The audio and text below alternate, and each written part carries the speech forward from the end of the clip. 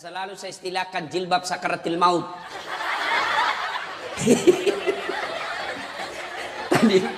Tadi pagi saya di mana ya ceramah itu, di Bekasi kayaknya. Wih, ada ibu-ibu.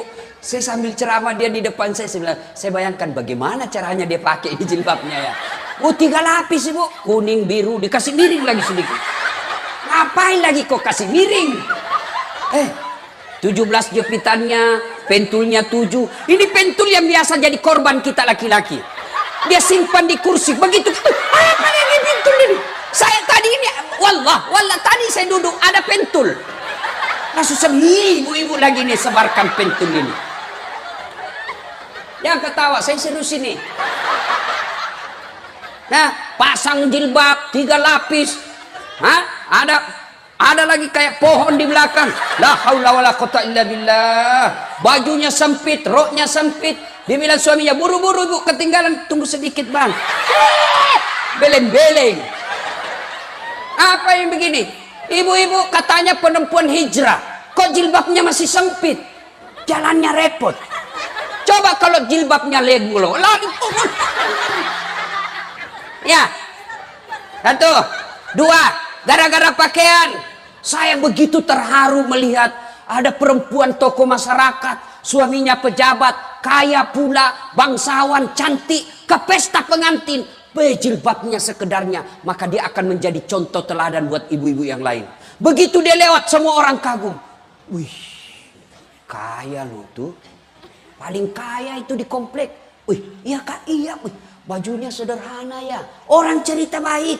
Ini pengangguran, ngontrak-ngontrak, rumah kehujanan, banjir pula. Kalau pergi pengantin kayak dia paling kaya.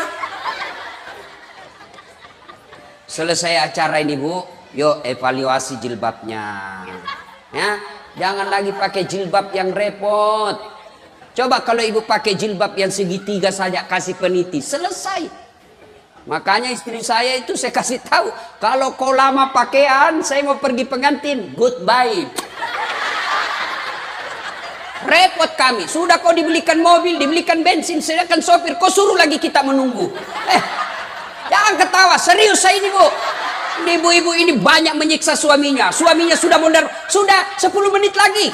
Sudah, tunggu pak, kau buru-buru terus ini, salah kita punya benda. Gara-gara ibu nih, gara-gara jilbab. 1, 3. Kapan lagi perempuan banyak tidak sholat? Selesai haid 5 hari tidak sholat, kenyamanan 5 hari, dia tambal 1 hari. Bu, kata suaminya, biasanya kau tidak sholat 5 hari aja kau haid.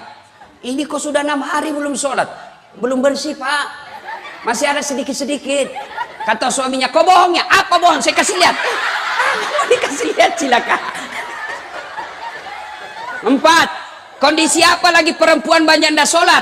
Apa? Selesai melahirkan. Apa namanya ibu? Nifas. Tidak harus 40 hari. Ada yang bersih 15 hari, ada yang bersih 30 hari, ada juga 40 hari, bahkan ada yang lebih. Sampai karena pahamnya salah, tidak paham agama, begitu dia melahirkan, suruh suaminya beli. Kau pergi beli mie bungkus, mie rebus 40 bungkus. 1 hari 1 ya. Begitu habis bersih. Dah harus 40 hari. Kalau ibu bersih 30 hari, bersihnya pada saat itu mulai sholat. Ibu misalnya haid atau nifas, jam 8 malam, ibu merasa sudah bersih. Ke toilet, rasanya sudah bersih. Maka ibu sudah wajib mulai sholat isya. Bu, saya yakin ibu semua sholat. Ya, saya yakin ibu semua sholat. Cuma yang jadi masalah, sholatnya tidak bisa khusyuk. Padahal Allah sudah jelaskan, kada aflahal mu'minun, beruntunglah orang-orang mukmin. Siapa orang mukmin beruntung? Alladzina hum fi sholatihim khashi'un. Mereka yang khusyuk dalam sholatnya. Kita 30 tahun sholat tapi tetap gosip. Kita 30 tahun sholat tapi tidak bisa lepas dari riba. Kita 30 tahun sholat tapi suka durhaka sama suami. Kok ada apa? Padahal sholat menjelaskan, mencegah kita dari perbuatan keji dan mungkar. Saya 30 tahun sholat Ustaz, kok tidak mau berhenti gosip? berarti ada masalah dengan sholat ibu. Tidak mungkin Allah jelaskan inna salata tanha anil fasai wal munkar. Sholat itu mencegah kalian dari perbuatan mungkar. Kalau memang ibu lakukan sholat dengan sebaik-baiknya. Sayang seribu sayang, ibu sholat tapi sholat ngingat duit. Allahu Akbar. Tadi 100.000. Beli bensin 50.000. Beli kuota 30.000. Mana 20.000 ya? Allahu Akbar. Suami, di mana aku simpannya? Allah, begitu assalamualaikum. Oh, di bawah sadel motor. Selama dia sholat, ayo, ya ibu. Maka kalau begitu, Ustaz, bagaimana supaya bisa khusyuk? Al-Quran menginformasikan minimal ada 3 cara supaya ibu bisa khusyuk. 1, sempurnakan wudhu. Terutama kalau musim hujan. Utama subuh, dingin, biasa kita tidak sempurna wudhu. Kapan ini kita wudhu tidak sempurna? Pada saat bagaimana? 1, pada saat membasuh rambut. Ibu-ibu karena dari pesta, mau lambut lagi pestanya jam 10 malam, takut rusak rambutnya, maka wudhunya cuma begini. Ibu lebih betul ibu begini. Atau ini cowok, sudah pakai apa namanya itu? Pomade. Hah? Hah? Apa? Itu sudah kan rambutnya anak-anak sekarang lain-lain, ada sungainya bu, ada got-gotnya, jalan kutu. Dia sudah kasih model rambutnya, dia takut rusak, maka kalau dia wudhu dia cuma begini. Bos salah, lebih betul kalian wudhu begini. Ini rambut, kalau ini jidat. Kapan lagi kita banyak wudhu salah? Bukan salah, tidak sunnah. Apa? Quran menjelaskan wudhu membasuh dari jari ke siku. Tapi apa yang kita praktekkan? Dari siku ke jari. Ya toh? Apalagi yang banyak kita keliru, membasuh kaki. Sunnahnya jari-jari tangan masuk ke jari-jari kaki lalu lipat ke belakang. Tapi apa yang kita praktekkan? Iya, berapa itu jaketmu? Itu setan masuk dari situ. Jangan ketawa, saya serius ini. Dikasih cara malah diketawain kita. Ya, sempurnakan wudhu. Yang kedua, pada saat kalian sholat, pakailah pakaian yang indah. Maka ibu kalau bukan pegawai negeri yang tiap hari ke kantor, cuma di rumah, begitu mau sholat, ganti pakaian. Yang jadi masalah itu juga kita pakai pergi mencuci, dipakai masuk toilet, pergi ke pasar, pakai tidur ngiler, pakai lagi menghadap kepada Allah. Maka ibu kalau mau sholat pakai pakaian yang indah. Itu perintah Quran surah Al-Jum'ah. Kalau perlu sunnah pakai parfum. Nggak punya parfum Ustaz, pakai pengharum setrika. Apa namanya bu? Ya itu pakai. Dan yang ketiga cara bisa khusyuk, bayangkan kalau itu sholat adalah sholat kita yang terakhir.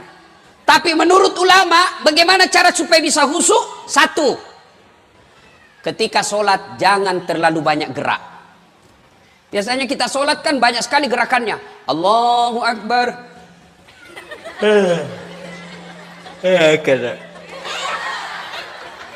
Maliki yaumiddin. Iyyaka na'budu wa iyyaka nasta'in. Ihdinas sirat. Ibu ketawa membayangkan diri sendiri. Dan sholat Allahu Akbar.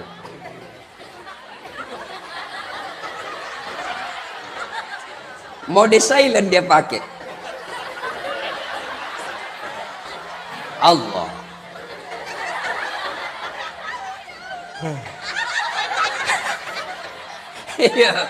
Nah, selesai acara ini, yuk koreksi sholatnya. Sudah sesuai enggak yang diajarkan Nabi? Yang kedua, yang diajarkan ulama, jangan banyak gerak. Apalagi usahakan yang ibu baca paham.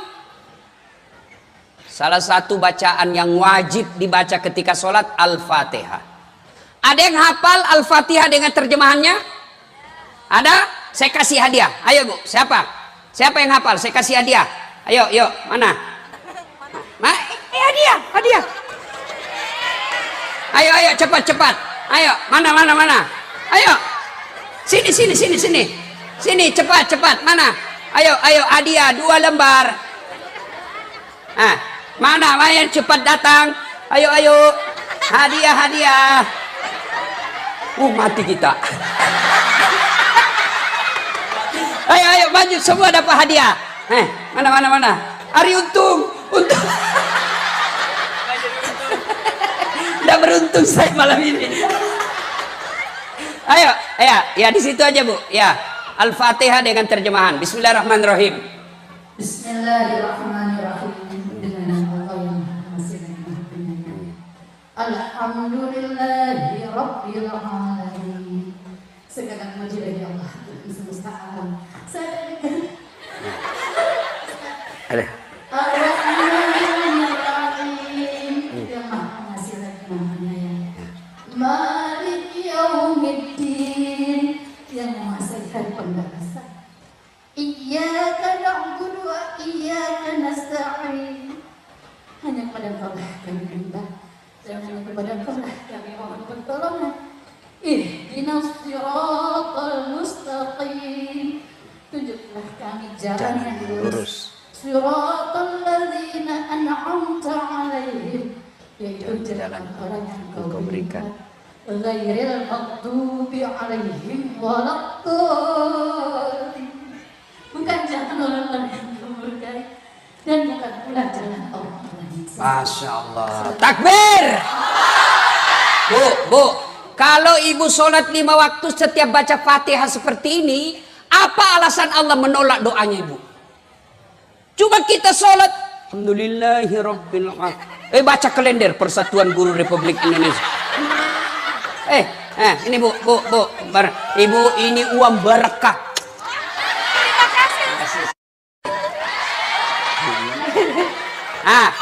Yang lain mana yang tadi yang berdiri? Karena jawabannya sudah betul tetap dapat hadiah. Mana lagi? Ada lagi ibu? Coba. Mana lagi yang dari sana tadi? Cepat. Ini uang Ustaz. Beda uang Kapolres. Apalah tadi yang pertama? Pahami apa yang kita baca. Surah pendeknya, kalau tidak bisa pahami per ayatnya, paling tidak kesimpulan ayat itu. Kesimpulan surah itu. Ibu baca kul huwallahu ahad. Apa kesimpulan ayat itu? Perintah mengesahkan Allah, tidak ada Tuhan selain Allah. Itu aja kita bayangkan. Tapi kita kan baca Fatihah yang kita pikirkan Bismillah, lewat kucing. Tidak tertutup pula, mati habis ikan. Akhirnya apa? Kul a'udzu birabbin nas, malikin nas, ilahin nas. Ayo, berikutnya, sholat jangan banyak gerak. 2, baca yang kita baca pahami. Yang ketiga, supaya bisa khusyuk, mata jangan seperti mata pencuri. Allahu Akbar. Enggak seragam bajunya itu. Lewat lagi. Nah, maka bagaimana sunnahnya? Waktu habis. Maka sunnahnya mata kita menuju apa yang kita mau sujuti. Allahu Akbar. Lihat ini. Ya Bu? Bisa?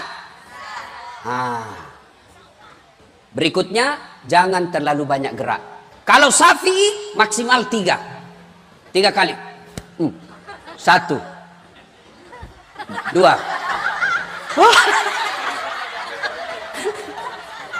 Ya, 1, mau dirindukan surga, dirikan sholat. Yang kedua, wasiamu Ramadan, berpuasa dari bulan suci Ramadan. Saya yakin ibu semua puasa Ramadan. Maka karena waktu terbatas. Yang ketiga, menjaga harga diri. Bagaimana cara perempuan menjaga harga diri?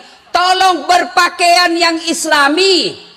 Mana pakaian yang islami? Bukan sekedar tutup aurat. Yang kedua, jangan mempertontonkan lekuk-lekuk tubuh. Banyak perempuan sekarang pakai jilbab tapi sempit. Kalian menyiksa kami laki-laki. Kalau ibu pakaian sempit nih. Nah, sama kan? Apa bedanya? Sama lekuk-lekuknya. Apalagi ibu pakai coklat. Sama kulit itu. Kami laki-laki yang tersiksa. Dilihat. Dosa? Tidak dilihat. Barang bagus. Maka ibu tolong berpakaian yang islami. Jangan mempertontonkan lekuk-lekuk tubuh. Yang ketiga, cara menjaga harga diri seorang perempuan. Jangan pernah keluar rumah tanpa izin suami. Pak, saya mau pergi pengajian. Pengajiannya baik, tapi pasca setelah pengajiannya salah. Sudah pengajian, suaminya belum pulang. WhatsApp di grup. Yuk, ketemu di PI. Pergilah ke Plaza Indonesia. Sudah itu, suami kita kan belum pulang. Lanjut nonton deh. Nonton lagi sampai sore. Padahal isinya pengajian 1 jam. Ibu pengajian baik, tapi karena mengkhianati perjanjian pergi pengajian, akhirnya ibu lebih banyak dosanya daripada pengajiannya. Dan yang keempat, wanita yang dirindukan surga adalah menaati perintah suami. Ini agak berat. 1, 2, 3 gampang. Tapi ini yang perintah suami yang sulit. Bu, mau masuk surga? Mau masuk surga? Taati perintah suami. Bu mau tahu? Ada 4 perempuan menjadi penghuni api neraka. 4 perempuan, jenis perempuan penghuni api neraka. Siapa mereka? 1, mereka yang suka maki-maki suaminya. Dengerin ibu. Ibu marah, boleh. Marah sama suami, manusiawi. Bang, dak kusangka kau begini bang. Kutinggalkan orang tua di Jawa. Saya datang ke Jakarta ini ngikut sama kamu bang. Kau tega-teganya kau sembunyikan duitmu. Boleh marah seperti itu. Tapi yang tidak boleh maki-maki suami. Memang kau goblok. Sama aja opakmu. Tahu begini cilaka kau. Ah, ibu masuk neraka. Dia ketawa, saya serius. Marah sama suami boleh, tapi tidak boleh maki-maki apa sampai melibatkan orang tuanya. Memang kau goblok, suami macam apa kamu? Sudah gendut, malas, kuat makan. Sama aja bapakmu, pulang kampung kau goblok. Ibu biar sholat, penghuni api neraka. Kalau ibu marah sama suami, marah sambil berdoa. Saya tidak sangka kau begitu bang. Saya doakan kau menjadi penghuni surga. Saya doakan kau menjadi lebih soleh. Ya Allah, perbaiki suamiku. Tidak kusangka dia begini. Tapi dialah jodohku ya Allah. Jangan pisahkan aku dengannya. Boleh marah seperti itu. Ini marah-marah sampai maki-maki. Sampai ada kawan saya cerita ibu. Istrinya marah-marah. Mati akal sudah di suaminya. Di bujuknya tidak mau berhenti marah. Akhirnya apa? Dia buka bajunya suaminya. Karena suaminya besar perutnya. Lalu dia buka, dikasih angkat. Boleh bapak-bapak coba itu. Kalau su istri ini tidak mau berhenti marah, bapak buka baju, cabut ketek di depan. Kalau dia masih marah, berarti istri kita lagi kesurupan. Ibu ya. Nah ibu, masih ingat wanita dirindukan surga? Satu. Sholat. Saya sudah sholat Ustaz. Tambah sholat sunnah. Mulai besok jangan pernah tinggalkan 1 hari tanpa sholat duha. Selesai sholat duha ibu minta kepada Allah supaya dunia ibu lebih baik. Maghrib masuk, selesai maghrib ibu tambah lagi dengan sholat taubat 6 rakaat. Tengah malam tidak bisa tidur, ibu lanjutkan dengan sholat hajat. Nih adik-adik nih yang cewek-cewek ahad. Masih ada yang jomblo fisabilillah? Mana? Silakan daftar sama saya. Saya panitianya. Ini banyak jomblo-jomblo fisabilillah di sini. Ya, berikutnya sudah sholat, apalagi? Apa? Puasa Ramadan. Sudah Ramadan, tingkatkan dengan apa? Senin Kamis. Ibu-ibu yang mau menurunkan berat badan, coba amalkan Senin Kamis. Lagi puasa Ustadz, terbiasa sarapan jam 8 makan apa itu? Bubur. Begitu habis 1 mangkok, saya puasa. Lanjutkan. Boleh, karena ibu lupa. Tengah hari terbiasa makan siang, makan lagi. Saya lupa. Lanjut. Tetap. Benar, tetap sah. Siang-siang ada tetangga bawa lagi kue. Saya puasa. Lanjut. Itu rezeki. Benar. Yang penting betul-betul ibu lupa. Jangan pura-pura lupa. Sudah masuk satu. Pura-pura aja. Allah tahu. Puasa. Yang berikutnya, jaga harga diri. Berpakaianlah yang baik. Seorang wanita berpakaiannya jangan terlalu menarik. Ya. Dan yang keempat, taati perintah suami. Istri yang soleha itu satu, menenangkan hati suami ketika ada di rumah. Jadi kalau suami tidak betah di rumah, ciri-ciri ibu gagal menjadi istri. Bagaimana suami mau tenang di rumah? Ibu selalu periksa HP-nya. Ibu, kalau suami pulang, Assalamualaikum sayangku. Apa ibu tanya? Dari mana pak? Mestinya bukan dari mana. Pak, mau makan apa?